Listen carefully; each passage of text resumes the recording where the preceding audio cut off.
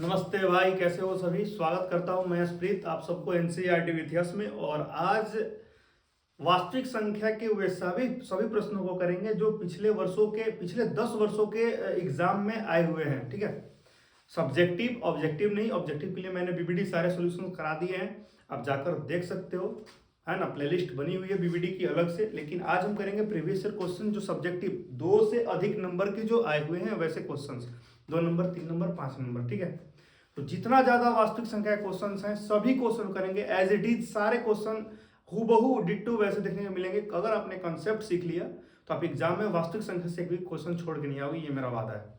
आप देखो, best concept के साथ मैं आपको बता रहा हूं। हमारा हेडिंग है वास्तविक संख्या, तो आज हम वास्तविक संख्या को कवर करेंगे। क्वेश्चन नंबर 1 कहता है कि 3 + 2√5 एक कैसी संख्या है। तो आपको पता ही है अपरिमेय संख्या। सिद्ध कीजिए कि 3 + 2√5 एक अपरिमेय संख्या है। 2 नंबर का आता है, आप देख लो कैसे करेंगे बहुत कम समय में। इसके विपरीत मान लेते हैं सबसे पहले कि माना कि यह एक परिमेय संख्या है। हमको पता है कि यह परिमेय है, लेकिन हमें सिद्ध करना है। अब सिद्ध करना है, प्रमाणित करना है, तो सबसे पहले उसके अपोजिट यानी उल्टे को मानेंगे हम मान लेते हैं कि यह एक परिमेय संख्या है। माना कि 3 + 2√5 एक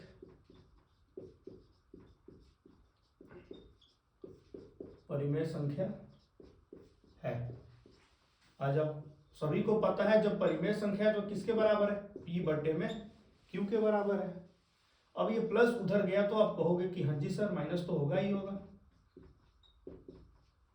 बटा 1 कर देता हूं आपको आसानी के लिए। बटा में घटाओ आपको आता ही होगा। ठीक है, ये गुणम है, इधर आया तो आप कहोगे हाँ जी सर भागा में। तो एक बात मैं आपसे कहूं कि आप एक बात बताओ, आपने पहले ही पढ़ चुका है कि √5 एक अपरिमेय संख्या है और P/Q एक परिमेय संख्या है। तो मैंने यहां लिख दिया कि अपरिमेय संख्या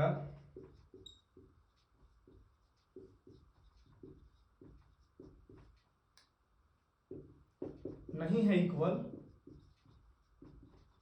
परिमेय संख्या के। आप कहोगे हाँ जी सर आप तो बिल्कुल सही कह रहे हो। तो मैं यहां लिख देता हूं कि यह कथन जो है वो पर्याप्त नहीं है, यह असंभव है। क्या है, ऐसे लिखेंगे, यह संभव नहीं है। अतः 3 + 2√5 एक अपरिमेय संख्या है। बस क्वेश्चन नंबर 2 पे आते हैं फटाफट। उम्मीद है आपको समझ में आ गया है। नहीं आया आप स्क्रीनशॉट मारो, या कोई दिक्कत हो रही है कमेंट करो कि मुझे इस लाइन में समझ में नहीं आया, मैं वहां पे फिर से समझाने का प्रयास करूंगा। सही है, कुछ नहीं किया मैंने। पहला क्वेश्चन है, थोड़ा इसे और रिपीट कर देता हूं। यह परिमेय संख्या हमें सिद्ध करना है। हमने इसका उल्टा माना है कि यह एक परिमेय संख्या है। हमने प्लस को इधर लाया माइनस की ओर, बट्टा पर घटाव बनाया, फिर ये गुना में इधर लाया भागा में। हम सभी ने प्रमाणित किया है कि √5 एक अपरिमेय संख्या है और ये एक परिमेय संख्या है क्योंकि ये P/Q के रूप में है। अतः यह संभव नहीं है। अतः 3 + 2√5 एक अपरिमेय संख्या है। आते हैं अगले प्रश्न की ओर। और अगला प्रश्न आपका कहता है कि 867 तथा, ये सभी क्वेश्चन पिछले वर्ष में आए हुए हैं, आप देख सकते हो जाकर अपने प्रीवियस ईयर पेपर में। 255 का HCF ज्ञात करना है हमें। और ये HCF ज्ञात कैसे करना है भाई, तो ये ज्ञात करना है यूक्लिड विभाजन एल्गोरिथम, यूक्लिड विभाजन प्रमेय से। क्या होता है यूक्लिड विभाजन, तो A = BQ + R। तो मैं इसके बारे में अभी आपको कुछ नहीं बताऊंगा कि A क्या है, B क्या है, Q क्या है, R क्या है। पहले मैं आपको बचपन के दिनों में लेके चलता हूं कि छोटी संख्या को बाहर रखते थे और बड़ी संख्या को अंदर रखते थे। मसा निकालने आता है ना, बस वैसे निकाल दो। 15 15 15 1 16 3 6 1 7, ये 2 बार में जाएगा 4 0 2 1 5 51 और 51 दूना होता है 102। जहां शेषफल 0 होता था वही कहते थे कि वो हमारा HCF है 51। लेकिन हमें ऐसे बनाना नहीं है, हमें बनाना है यूक्लिड विभाजन से। आपको पता है यूक्लिड विभाजन होता क्या है, A = BQ + R। अब देखो कैसे पहचानते हैं कि A कौन है, B कौन है, Q कौन है, R कौन है। बहुत तो कंफ्यूजन होती है। एक इसका स्टेप आप ये जान लो, समझने का तरीका ये है इसका कि सबसे बड़ी जो संख्या होगी वो कहलाएगी ए। अब बताओ इसमें सबसे बड़ी संख्या कौन है, तो आप कहोगे 867। तो हाँ जी सर 867 ये हमारा ए है। अब इसमें अंतर नहीं कर सकते, ये पहले जो आता है बी, अंत में जो होता है क्यू, जो नीचे बसता है उसे कहते हैं रिमाइंडर आर। तो आप लिख लो ए बराबर 867, बी बराबर 255, क्यू बराबर 3 और रिमाइंडर बचा 102। ये मैं यहां तक की बात किया अभी मैंने यहां तक की बात किया है। अब हम यहां से बात करेंगे, देखो यहां से बात करेंगे, ठीक है, यहां से बात करेंगे। अब तो यहां पर देखो ए कौन हो गया, ये सबसे बड़ी है, तो ये हमारा ए हो गया 255। आप कहोगे जी सर बिल्कुल। ये हमारा आर जो था वो बन गया बी, आगे आ गया, और 2 क्यू और प्लस रिमाइंडर बचा हमारा 51। अब यहां तक का भी बात खत्म हो गया। अब यहां से यहां तक की हम बात करेंगे, यानी कि सबसे बड़ी संख्या है 102। 51 गुना 2 प्लस का शेषफल बचा है 0, और जहां शेषफल होता है 0 वहां कहते हैं हम कि वो हमारा बी जो होता है वो एचसीएफ होता है 51। तो आप कहोगे हाँ जी सर बिल्कुल मुझे समझ में आ गया। अगला क्वेश्चन फिर एक और आया हुआ है आपके एग्जाम में कि 870 और 255 का एचसीएफ बताइए क्या होगा। बस वही है, 870 यहाँ कर दिया है और कुछ नहीं, हम भी कर देंगे, क्या दिक्कत है, हम भी कर देते हैं।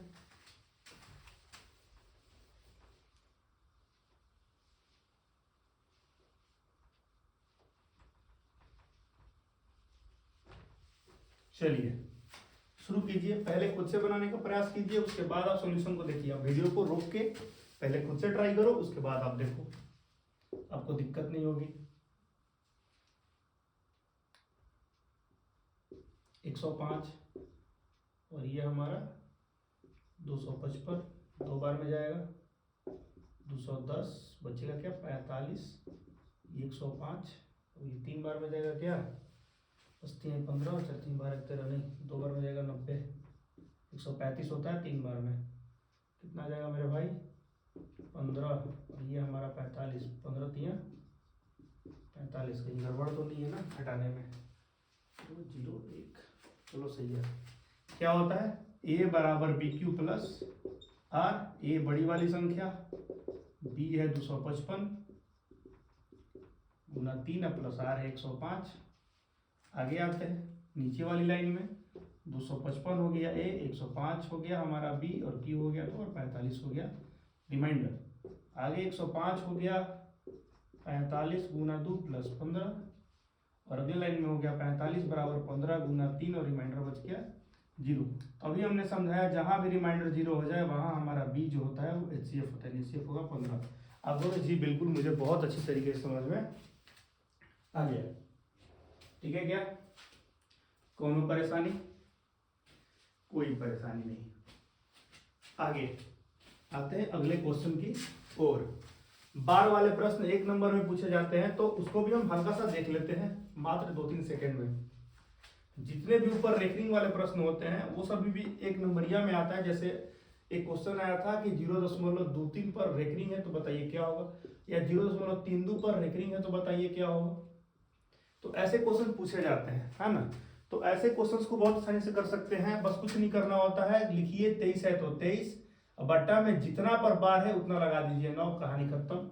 लिखिए 32 बट्टा में जितना बार है उतना लगा दीजिए 9।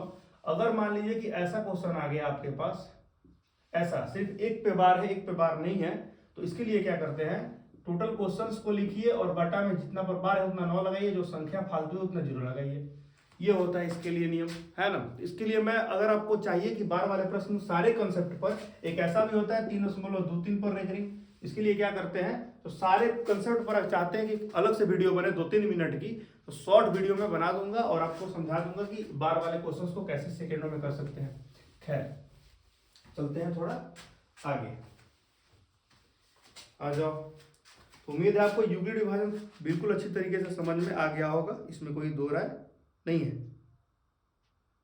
अगले क्वेश्चन पे आते हैं। बिना लंबा भाग दिए हुए बताएं कि 13/343, 13 बटा में 343 का दशमलव प्रसार शांत है कि अशांत है।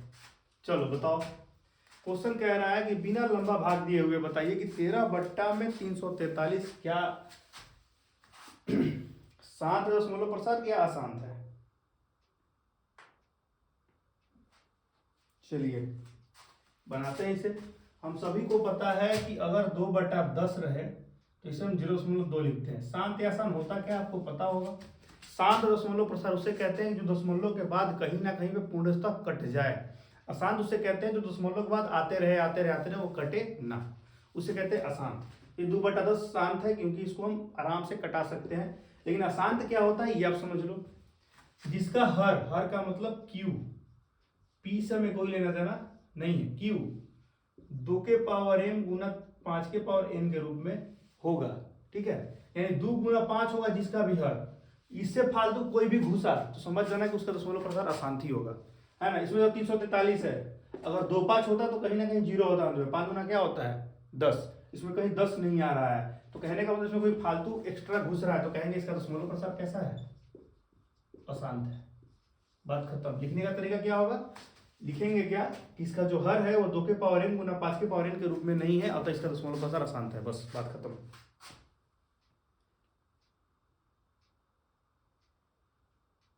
आगे आते हैं, चलो चलते हैं थोड़ा आगे, है ना। कह रहा सर तोड़ के देखिए है कि नहीं है। अरे भाई साहब ये 7 का क्यू है, 7 गुना 7 गुना 7 आ रहा है ना, इसमें 2 है ना ही 5 है, इसीलिए अशांत है। इसको देखना ही नहीं है, क्यों देखूं मैं। अगला क्वेश्चन कह रहा है 2.47, अभी तो मैंने बताया ना वैसा क्वेश्चन आ गया। एक और देखो 2.47 और रेकरिंग किस पे है, दोनों पे। तो बताइए इसे p/क्यूब में लिख सकते हैं क्या आप? तो बड़ा आसान क्वेश्चन है ये। उसको लिखने के लिए क्या ट्रिक होगा आप देखो, हमने अभी बताया जितना पर रेकरिंग होता है उसको लिखिए बट्टा में, 2 पे है तो 2 गुनो, और जो फालतू आपका दिख रहा है ना उसे घटा देते हैं। बात यहीं पे हो गई खत्म।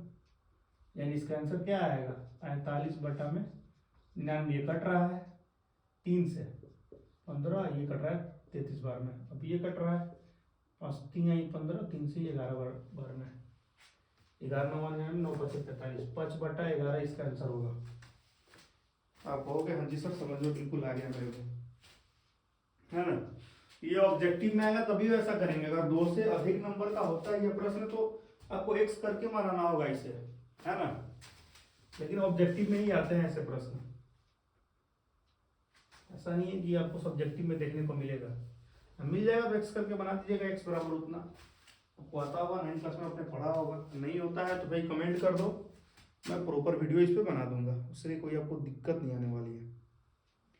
अगला क्वेश्चन आपका है कि x अक्ष पर उस x अक्ष नहीं, सिद्ध करेगी 5 - √3 एक अपरिमेय संख्या है। 5 - √3 इसे अपरिमेय संख्या हमें सिद्ध करना है। बस क्या करेंगे, इसका उल्टा मान लेंगे, माना 5 - √3 एक, ये और आसान है, परिमेय संख्या है। तो क्या हो सकता है, 5 - √3 बराबर p/q। अब ये देखो उधर गया, इसको इधर लेके आ जाओ, इसको उधर लेके चल जाओ, माइनस खत्म हो जाएगा। 5 ये प्लस से इधर आया तो -p/q बराबर √3, यानी 5q - p/q बराबर √3। अब √3 कैसी संख्या है तो आप कहोगे अपरिमेय, इरेशनल नंबर है। और ये p/q कैसी संख्या है, ये कहोगे अपरिमेय संख्या है। ये दोनों आपस में बराबर नहीं हो सकते, अतः यह एक अपरिमेय संख्या है, यह लिखना बहुत जरूरी है। मैं शॉर्ट में चल रहा हूं ताकि आपको सारे क्वेश्चन आज खत्म कर सकूं। आपको कोई दिक्कत है क्या अब तक? अगर दिक्कत है तो कमेंट करो, आपके लिए मेहनत की जा रही है। लगभग हमको लग रहा है लंबी वीडियो होगी क्योंकि सारे क्वेश्चंस करने हैं इसमें। आगे क्वेश्चन कह रहा है कि दो संख्याओं का मसह दिया हुआ है 145। दो संख्याएं हैं कोई, मान लेते हैं कि दो संख्या कोई है, उसका मसह दिया हुआ है। दो संख्या है, यानी कि एक संख्या मान लो a है और दूसरी संख्या b है, और उसका HCF क्या दिया हुआ है, देखो 145 और एलसीएम क्या दिया हुआ है मेरे भाई, एलसीएम दिया हुआ है तुम्हारा 2175 और कह रहा है कि 725 एक संख्या है, उसमें कोई एक संख्या जो है वो है 725। तो बताइए दूसरी संख्या क्या होगी। आपको पता है फॉर्मूला की पहली संख्या गुने दूसरी संख्या बराबर एलसीएम गुना एचसीएफ, चाहे एचसीएफ गुना एलसीएम। हल कर लीजिए, या गुना में उधर गया तो आप कहोगे भागा में। बिल्कुल सर, एकदम हमको समझ में आ रहा है। 725 कटाइए, ये देखिए 725 तिया 2175, 145 तिया अगर पहाड़ा पढ़ेंगे हम तो आएगा आपका 435। सही है क्या? 10 तिया 15 से 12 1 13 3 1 4, बहुत बढ़िया। यानी कि वो दूसरी संख्या जो है वो है हमारी 435। फटाफट एक क्वेश्चन बनाते हैं। इसमें एक और क्वेश्चन आ रहा है आपका कि हमें यूक्लिड विभाजन प्रमेय का प्रयोग करके बताना है कि 570 और 1425, 570 और 1425 का फटाफट बताइए एचसीएफ क्या होगा, और प्रयोग करना है हमें यूक्लिड विभाजन प्रमेय का।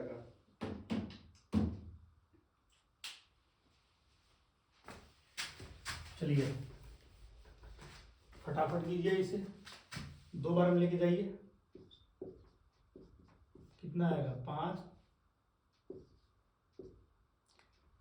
ये बचा 3 तो 2 ये कट गया 570। 2 बार में लेके जाइए। 5 गुना 10 और 16 17 2 4 1 5, और ये यही इसकी कहानी हो गई खत्म।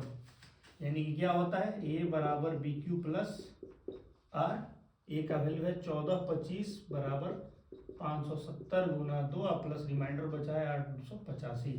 अगले लाइन में क्या है 570 सबसे बड़ी संख्या है तो ए हो गया, 285 बी हो गया, 2 हो गया क्यू, और 0 बचा है रिमाइंडर।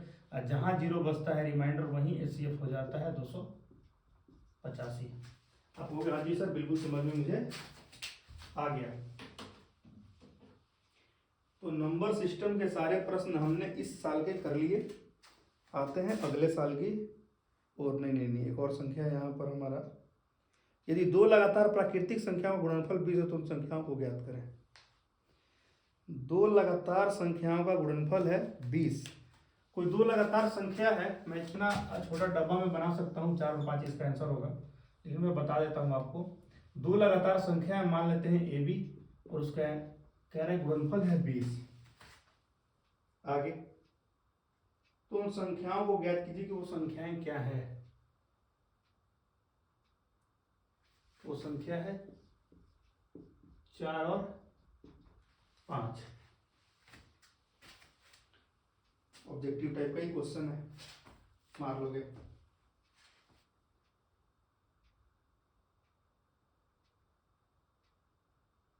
आगे चलो अगले ईयर में आते हैं।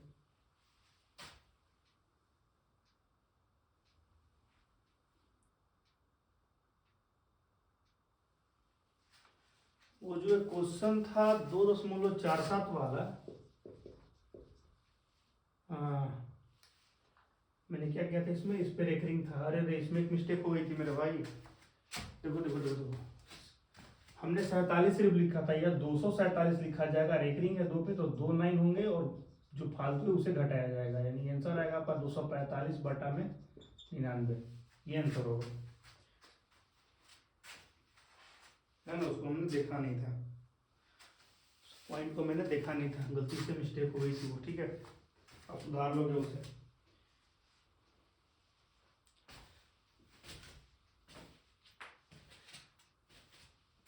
आ जाओ आगे।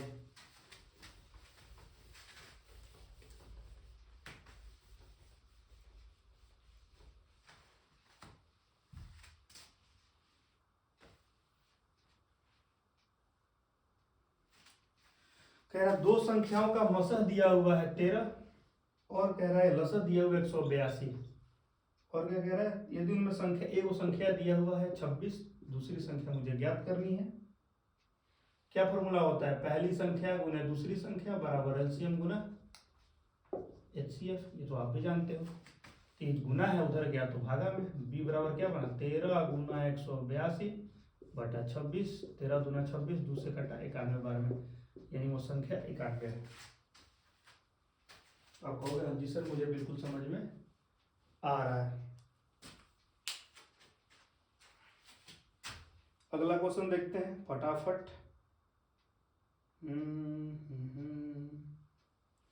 जांच कीजिए क्या किसी प्राकृतिक संख्या n के लिए 4n का मान अंक 0 पर समाप्त हो सकता है। एक क्वेश्चन है कि n का कोई संख्या है और कह रहा है कि 4n जो है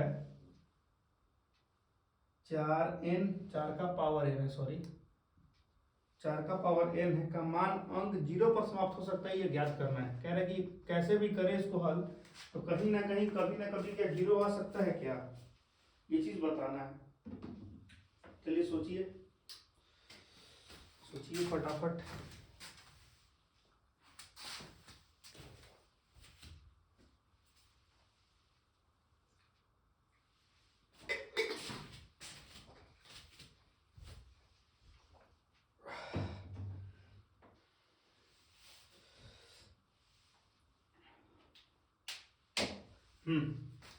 अगर हम लिख दें यहाँ 4 का पावर 2 या 4 का पावर 1 या 4 का पावर 3 या 4 का पावर 4 या 4 का पावर 12 या 4 का पावर 91, कुछ भी लिख दे अगर, तो हम यही पाते हैं कि जो भी गुणज है उसमें कहीं 4 का गुणज 0 नहीं हो रहा है।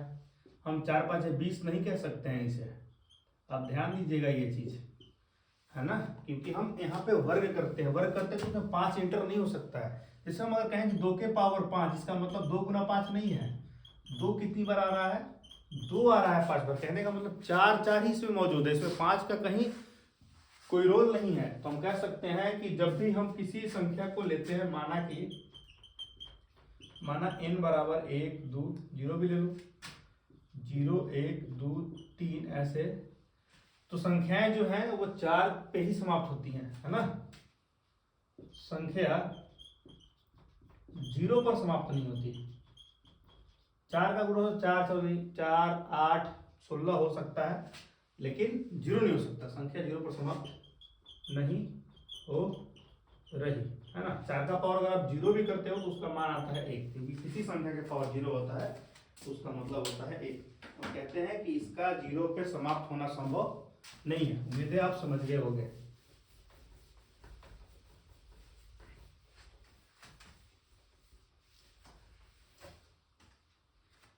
आगे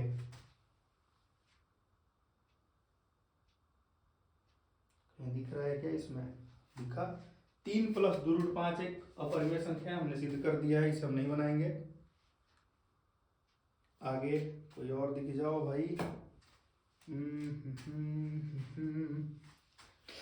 एक भिन्न है, ओ समीकरण का क्वेश्चन है, चलो गया।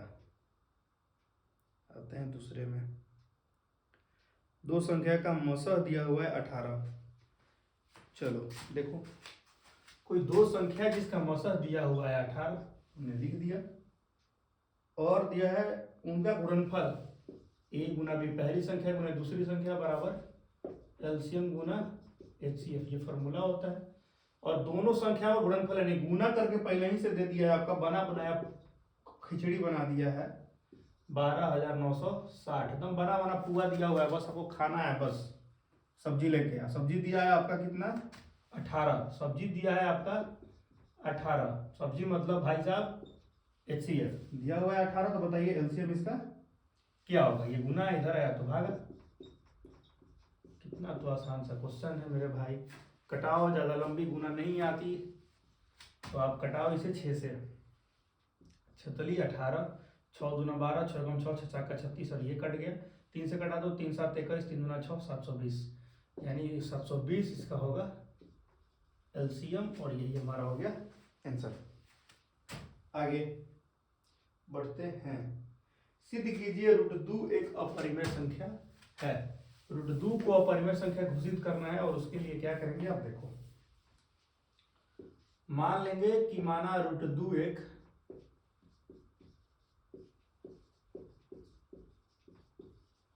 परिमेय संख्या है, सही है। मान लेते हैं कि √2 एक परिमेय संख्या है, तो आप कहोगे √2 बराबर क्या, p/q, इन कहोगे। इंक में भर लेता हूं जरा, तब तक आप इसे खुद से सोल्व करो और देखो कि बन रहा है या नहीं बन रहा आपसे।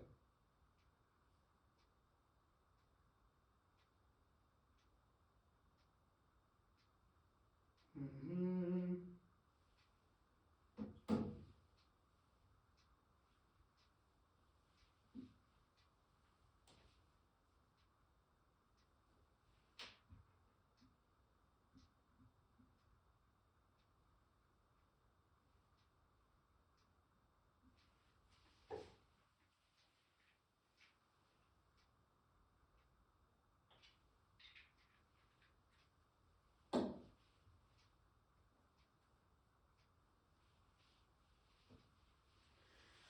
आपको पसंद आ रहा है तो आप दबा के लाइक करते रहो भाई। मेरे आपके लिए मेहनत कर रहा हूँ। रात के बज रहे हैं अभी 12:30 और मैं आपके लिए मेहनत कर रहा हूँ। देखो सब कोई सोया है ना। रात क्या होती है हमसे पूछिए। आप तो सोए सवेरा हो गया। वही वाली बात है कि आपके लिए मेहनत कर रहा हूँ, आप सपोर्ट नहीं करोगे तो दिक्कत होगी। फिर मनोबल टूटता है लोगों का। चलिए आप दोनों तरफ इसे वर्ग कीजिए, यानी हम लिखेंगे दोनों तरफ वर्ग करने पर। ऐसा कुछ हमने लिखा। √2 का हमने इधर वर्ग किया और इधर p बटा q का वर्ग किया, यानी कि 2 हो गया और इधर हो गया p का स्क्वायर बटा q का स्क्वायर। ये भागा इधर आया तो आप कहोगे गुना। हाँ जी सर, यहाँ तक मुझे कोई दिक्कत नहीं है। सही है क्या? यहाँ तक आ रहे हैं? यहाँ तक सभी को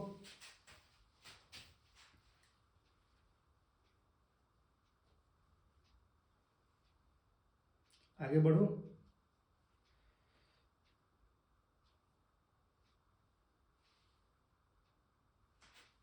देखो अब यदि हम यहाँ लिखें, ये गुना में इधर गया तो आप कहोगे भागा में p स्क्वायर बटा 2। इसे मान लेते हैं हम समीकरण नंबर 1। आप कहोगे कि यहां पर जो 2 था वो p स्क्वायर को विभाजित कर रहा है। देखो लिखेंगे 2 p स्क्वायर को विभाजित करता है। अब जब स्क्वायर को विभाजित कर रहा है तो पी को तो काट रहा है ना। 2p को भी विभाजित करता है, ऐसा कुछ। आगे देखो हमने क्या लिखा कि जब ये p को विभाजित कर रहा है तो आप ये कह सकते हो कि यह p गुना p को भी काट रहा है। नहीं काट रहा है क्या? दोनों p को काट रहा है। बताओ कोई दिक्कत? कोई दिक्कत नहीं है। अब एक काम करेंगे हम कि इसमें अब हम करेंगे फिर से 1 मिनट।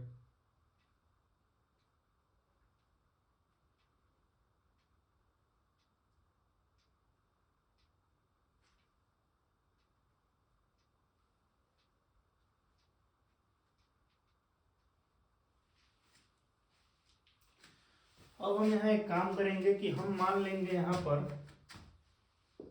माना कि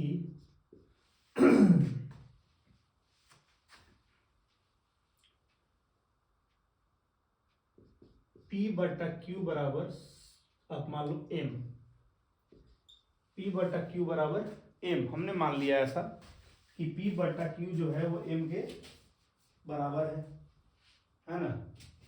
अब करो, तब हम यहां से देखेंगे समीकरण से, अगर इसको फिर से हम वैसा करें कि q जो है यहाँ आएगा, 2 जो है यहाँ जाएगा। कहने का मतलब क्या होगा? देखो यहाँ ध्यान से, 2 बराबर p का स्क्वायर बटा q का स्क्वायर होगा कि नहीं होगा? है ना। स्क्वायर को ही मान, इन सब की जगह हमने मान लिया m। अब यहाँ हम लिख सकते हैं 2 बराबर m। अभी ये भी कहाँ जाएगा? बट्टा में ही जाएगा। तो हम कह सकते हैं कि 2 यहाँ m को भी विभाजित करता है, जो संभव, जो हमारी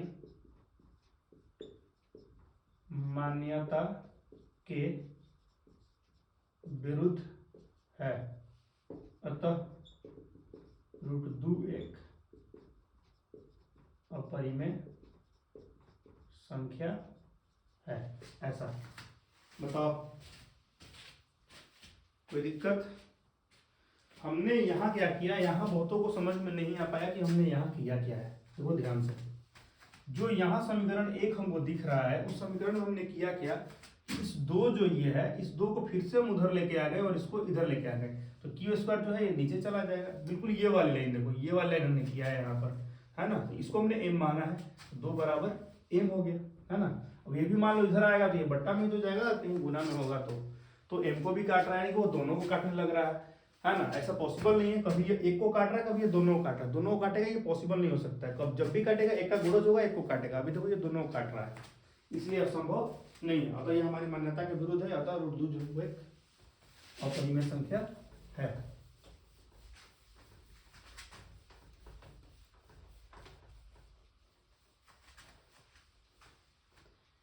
चलो अगला क्वेश्चन पे आते हैं और अगला क्वेश्चन देखते हैं क्या है।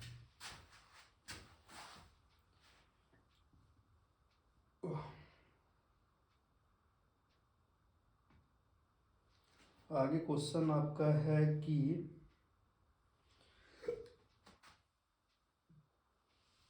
साइन थीटा, नहीं साइन थीटा तो पढ़ नहीं रहे ना अभी। अपन लोग जब पढ़ेंगे त्रिकोणमिति तो देखोगे कैसे हम लोग करेंगे, आसान भाषाओं में सिद्ध आप हिल जाओगे।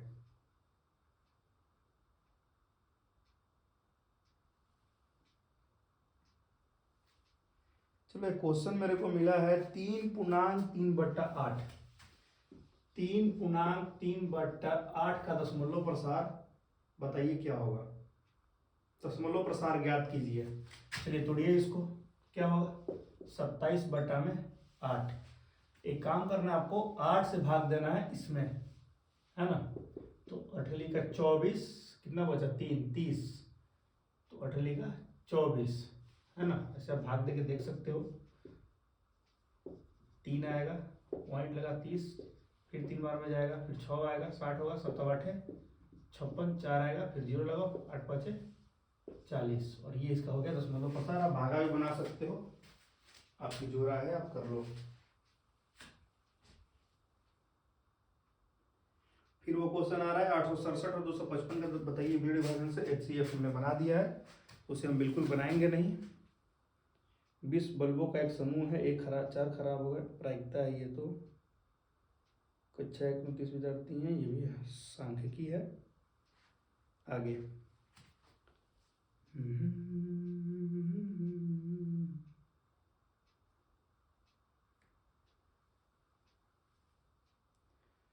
अगला क्वेश्चन है 870 225 का महत्तम समापवर्तक बताइए क्या होगा। 870 और 225,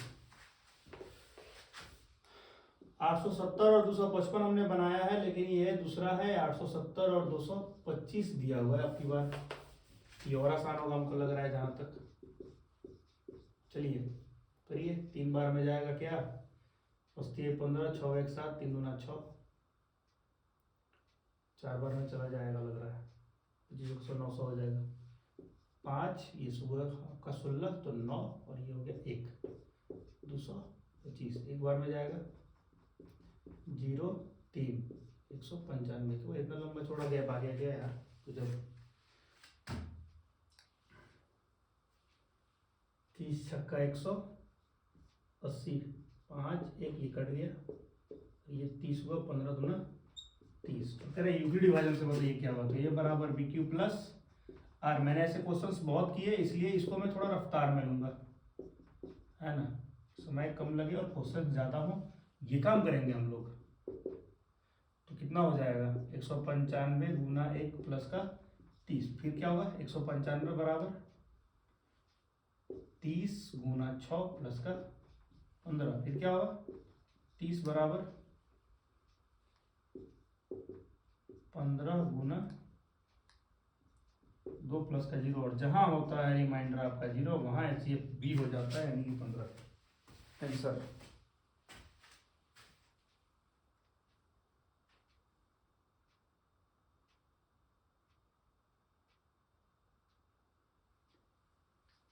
और है क्या कोई, साबित करें √3 एक अपरिमेय संख्या है। तो आप एक बात बताओ, जब हमने √2 को कर दिया तो क्या आप √3 को उसी हिसाब से नहीं कर दोगे, क्या कर दोगे। आप कहोगे हाँ जी सर हम कर लेंगे।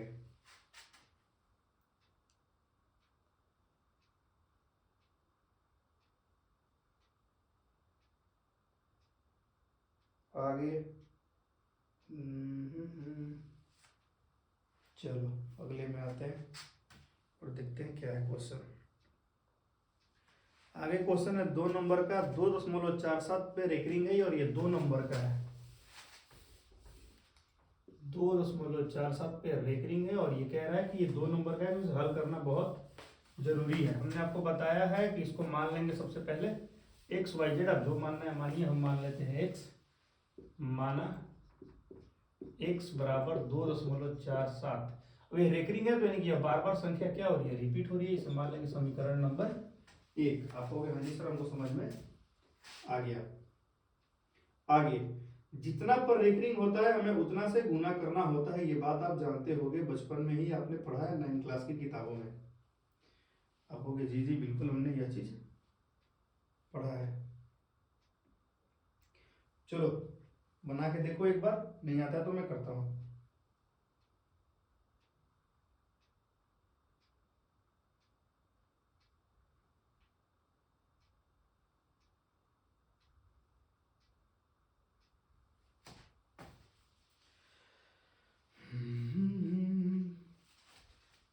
देखो जितना रेकरिंग होता है उतना से गुना करते हैं दोनों तरफ, यानी दोनों तरफ कै पे रेकरिंग है, 2 गो पे, तो 100 से गुणा करने पर, ठीक है। क्या होगा बताओ, इधर हो गया 100x और उधर हो गया 2 4, 100 से गुना किया 2 4 7.4747 ऐसा आने लगा समीकरण नंबर 2। जो बड़ा है उसमें से छोटे को घटा दीजिए, यानी कि 2 वाला बड़ा है 1 वाला छोटा है, घटा दिया हमने। तो घटाए तो क्या आया, 100x माइनस बराबर 247 माइनस 4747 ऐसा, और x बराबर 2.4747 ऐसा। घटाया तो आया इधर 99x, उधर आ गया 245, यानी x बराबर आ गया आपका 245 बटा में 99। और हमने शॉर्ट मेथड भी बताया है आपको कि क्या करना होता है। 2.47 पे रेकरिंग है, 2 पे रेकरिंग है तो बट्टा में 2 को 9 लगेगा, और जो फालतू है दशमलव के पहले उतना घटा देते हैं, यानी 245 बट्टा में 99 है। लेकिन 2 नंबर का पूछ रहा है, इसीलिए हम ये पूरा, यह 2 नंबर का है, 2 मार्क्स का है, इसलिए पूरा कंसेप्ट बनाएंगे। अगर 1 नंबर का होता तो इसे हम इस मेथड से उड़ा देते हैं।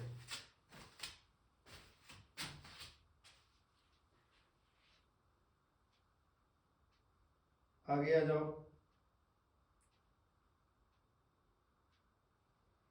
बन गया है ये वाला तो मेरे भाई। 2 संख्याओं में मसा दिया है 13, लसा दिया 182, तो बताइए संख्या 26 और दूसरी संख्या क्या है। आ गया है वो, सीधी कीजिए 3 + 2 √ 5 का परिमेय संख्या बना दिया हूं, ये भी बन गया है। 2020 में आते हैं, 2020 में कह रहा है गुणनफल, ये बना दिया मैंने, गुणनफल दिया है 18 दिया है, कट क्या रहा था, हो गया है वो तो।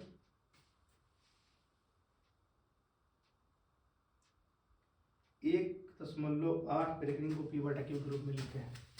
अगला क्वेश्चन है 1.8 और इस पर रेकरिंग, और लिखना इसे पी बटा क्यू के रूप में। तो इसे हम दोनों तरीके से बना देते हैं। आपका देखिए, माना कि x बराबर 1.888 ऐसा आ रहा है, 1 पे रेकरिंग है तो एक चल रहा है, समीकरण नंबर 1। जय वो संख्या होता है उतना से गुना करते हैं, यानी दोनों तरफ कितना से करेंगे, वो रेकरिंग था तब, दोनों तरफ 10 से गुणा करने पर, तो 10x बराबर कितना मिल जाएगा, 18.888 ऐसा समीकरण 2 मान लेते हैं। जो बड़ा है उसमें से घटाइए छोटा को, यानी कि आपका 10x बराबर हो जाएगा 1.888 और x बराबर हो जाएगा आपका 18.888 और ये 1.888 ऐसा। घटिया तो क्या आएगा, 9x बराबर 0.17, x बराबर कितना आ जाएगा 17/9। और ये शॉर्ट मेथड से आप बनाना चाहते हैं तो कैसे बनेगा, 1.8 पर रेकरिंग है, यानी कि 18 बटा में होगा 9, एगो पे रेकरिंग है तो एगो 9, और जो फालतू एक है उसे हम एक घटा देंगे, यानी 17 बटा में आएगा 9। और ये हमारा इसका आंसर होगा। 2 नंबर का है तो इस मेथड से बनाइए, 1 नंबर का है तो आप इससे बनाइए।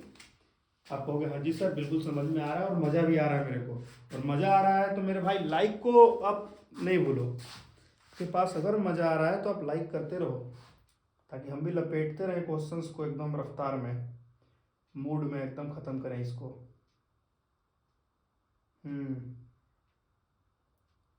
इसका भी सारा ख़त्म। आगे आते हैं 2021 में,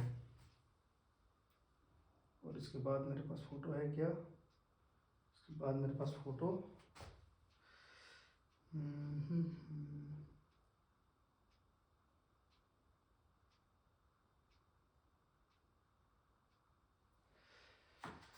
अभी मेरे पास क्वेश्चन बैंक 2021 तक का ही अवेलेबल हो पाया, तो मैंने 2021 तक के सारे क्वेश्चंस करा दिए हैं। जो क्वेश्चन छूट रहे हो और जिसमें आपको दिक्कत हो रही है वो क्वेश्चन को कमेंट करो, मैं उस क्वेश्चंस को दूसरे वीडियो में डाल दूंगा, है ना, क्योंकि मेरे पास सभी क्वेश्चन इतने अवेलेबल थे, लोगों ने इतना ही भेजा था मेरे पास। अगर आप भी चाहते हैं कि मैं सारे डाउट्स को क्लियर कर दूं, जो क्वेश्चन फंस रहे हैं आपके, तो आप कमेंट में वो क्वेश्चन लिख सकते हो, या क्वेश्चन का नंबर लिख सकते हो, या पेज नंबर किताब का लिख सकते हो, मैं उसे बना दूंगा, है ना। फिलहाल वास्तविक संख्या का पूरा वीडियो, इसी से बाहर क्वेश्चन आने वाला नहीं है। एक क्वेश्चन और होता है धनात्मक पूर्णांक वाला, शायद उसके लिए मैं 2 मिनट या 3 मिनट का वीडियो बना दूंगा, वो नॉर्मल होता है, उतना बड़ा नहीं होता है, उसमें सिर्फ लिखना होता है, ठीक है। बाकी जो ये सब्जेक्टिव टाइप के जो होंगे डिजिट्स वाले क्वेश्चन जो है आपके, वो मैंने करा दिया यहाँ पे।